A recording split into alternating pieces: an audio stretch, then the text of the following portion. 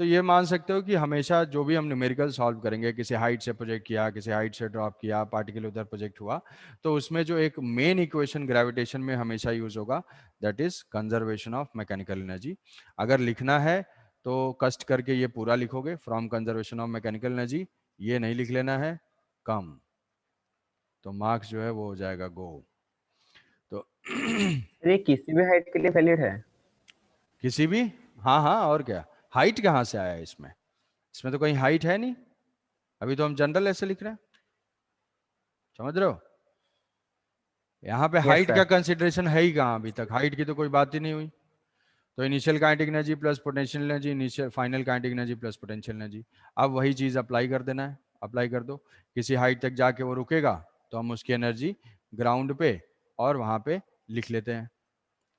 ये यहाँ से दिया था, सरफेस था। जनरली तो work done by external plus work done by gravity is equal to delta K होना चाहिए ना, तो आपने वर्क ये डन बाय थोड़ा सा ग्रेविटी एक बार दिखा डेल्टा दीजिए के और एक लिखे। बार जस्ट जो लिखा था mechanical energy will be gravitational. Gravitational force is conservative, gravitational force is conservative. ये एक्सटर्नल प्लस ग्रेविटी को जीरो इसलिए लिखा बाय डेफिनेशन ना, बाय डेफिनेशन पोटेंशियल एनर्जी की डेफिनेशन में है ना,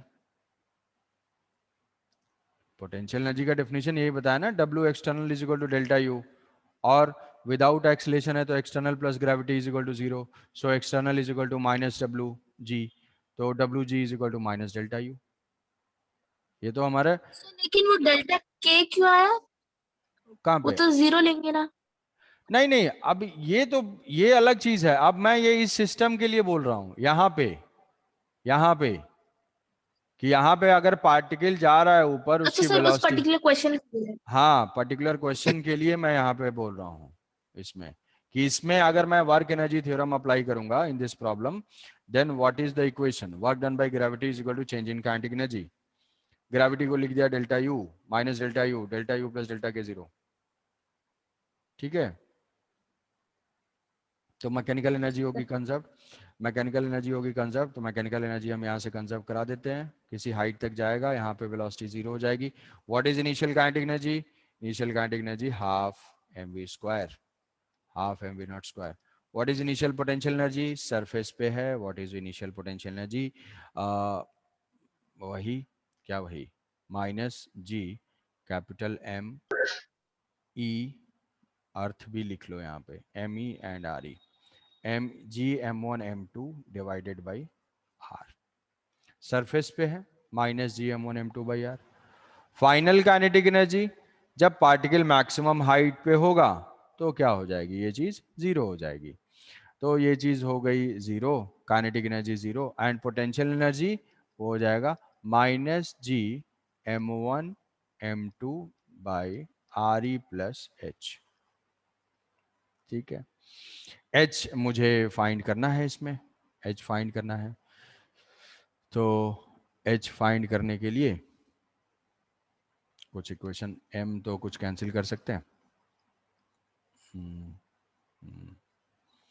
एम जी आर, चाहो तो इसको जो है एम जी आर के टर्म्स में लिख सकते हैं, तो ये हो जाएगा V not square by two minus this, R E से मल्टीप्लाई आर ई से डिवाइड, तो ये हो जाएगा small M G R E is equal to ये minus of G capital M E small M. अच्छा, स्मॉल एम तो cancel करा दिया है, तो ये तो नहीं रहेगा, ये स्मॉल एम दोनों साइड से कैंसिल आउट हो गया, तो ये स्मॉल एम नहीं होगा, तो G R minus G M M by G M by R E plus H.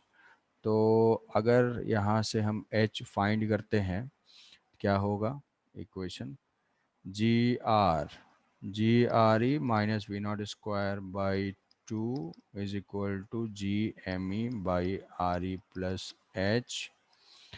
So this H is equal to R E plus H is equal to G M E divided by two G M E divided by two G R minus V not square. तो h की value h की value ये हो जाएगी h is equal to minus R E का term आ जाएगा, h is equal to 2GME divided by 2GRE minus V not square minus R E. इसको थोड़ा और सिंप्लीफाई हो सकता है, होगा कुछ, क्या लग रहा है? h इज इक्वल टू ये हो जाएगा 2GME माइनस ये हो जाएगा 2GRE स्क्वायर और ये हो जाएगा plus RE V not square divided by 2GRE minus V not square.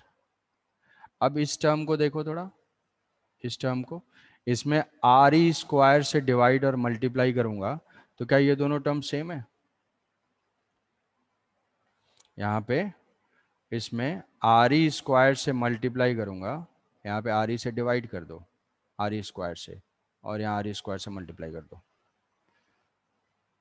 नहीं नहीं बात बन रही है, मैं लिख देता हूँ, रुको।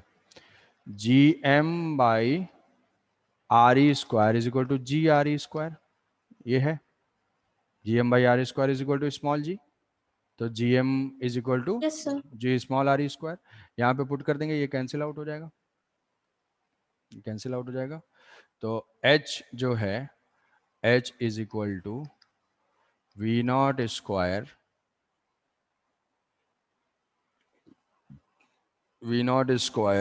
By 2G minus V not square by RE। Slight modification again, RE से डिवाइड कर दिया यहाँ पे, ये इक्वेशन ऐसे हो गया। अगर वेलोसिटी बहुत ही स्मॉल है, ये जो है वी नॉट स्क्वायर अगर स्मॉल है तो ये जो टर्म है ये तो ज़्यादा होगा, radius of earth 6400 kilometres, 6400 kilometres, तो ये चीज़ नेगलेक्ट हो जाएगी, ये चीज़ नेगलेक्ट हो जाएगी तो देखो अपने आप आ जाएगा वो equation V not square by 2G जो स्मॉल के लिए रखते थे, for small velocity V not square by RE का टर्म्स ऑलमोस्ट क्या हो जाएगा, जीरो। ये टर्म जब जीरो होगा तो हमारी जो हाइट की वैल्यू होगी वो वही आ जाएगी जो काइनेमेटिक्स में यूज होता था, वी स्क्वायर बाई 2G। ठीक है, तो वो चीज सिर्फ वहीं तक वैलिड है। अगर अभी हमें हाइट फाइंड करना होगा तो अगर ये वैल्यू याद है तब तो ठीक है, टाइम सेव हो जाएगा, ऑब्जेक्टिव में आता है और जरूर आता है, मेडिकल में तो जरूर आता है इंजीनियरिंग में शायद थोड़ा कुछ चेंज हो जाए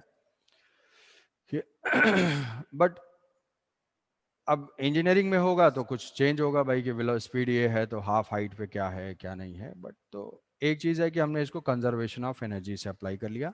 कंजर्वेशन ऑफ एनर्जी से अप्लाई करने के बाद थोड़ा सा ये कन्वर्जन जो है यूज हुआ है, GM by R square is equal to small G, GM by R square is equal to small G, वो सारा करने के बाद H is equal to V not square by 2G minus V not square by RE, minus V not square by RE, तो इससे हम find कर लेंगे हाइट। तो ये हाइट और वो काइनेमेटिक्स वाली हाइट में डिफरेंस है। मैं बार बार mgh और V not square by 2G को बार बार इसीलिए हाईलाइट कर रहा हूँ कि अपने दिमाग में अच्छे से जो है उसको डाल लो, ठीक है। इसे कान बंद करके सोच लो, नहीं नहीं ग्रेविटेशन में नहीं यूज करना है, नहीं करना है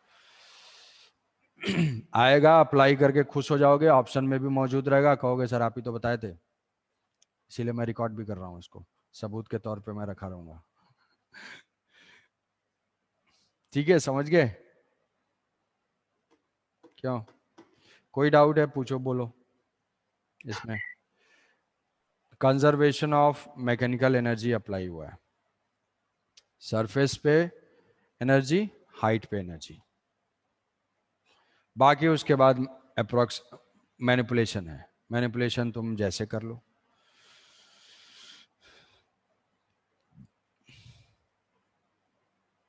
आई बात समझ में? ठीक है, तो अब आज के लिए जो होमवर्क का क्वेश्चन रहेगा वो ये है, जो क्वेश्चन तुमने पूछा था, जो एच वर्मा में 7 या 8 क्वेश्चन था, क्वेश्चन ये है कि दो मासेस हैं M1 एंड M2, ठीक है। सब्जेक्टिव एग्जाम के हिसाब से मोस्ट सर HCV का कहाँ से? क्वेश्चन 8 था, मैं लिख दे रहा हूँ क्वेश्चन। टू मासेस हैं M1 M2 separated by distance small d.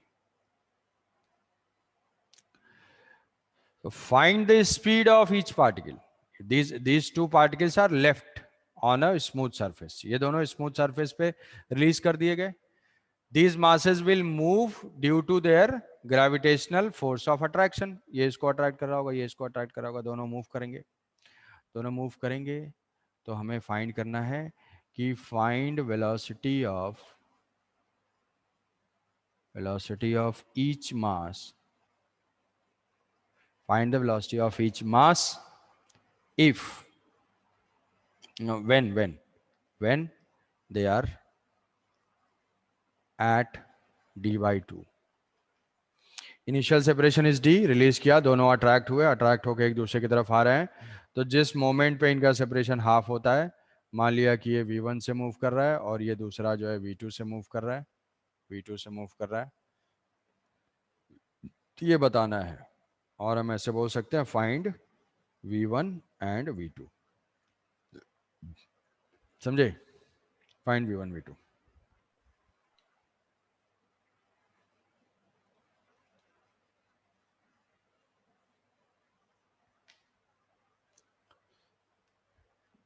इसमें फाइंड करना है, इसमें कंजर्वेशन ऑफ एनर्जी अप्लाई करना है और थोड़ा सा अपना दिमाग को यूज करना है, सोचना है.